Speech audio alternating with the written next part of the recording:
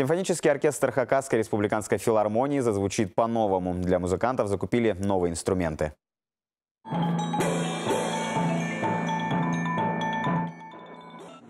Это большой подарок не только для коллектива, но и для гостей филармонии. Новые инструменты позволят значительно расширить репертуар. Среди приобретенных новинок 2 трубы, ксилофон, металлофон.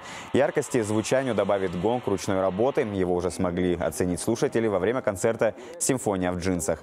Пожалуй, самый долгожданный и самый дорогостоящий инструмент – фагот. Чудесная модель фагота, о которой мы мечтали всю жизнь. Инструмент, который сделан по старой технологии, он чудесным тембром обладает и позволяет играть любые произведения, которые есть для симфонического оркестра.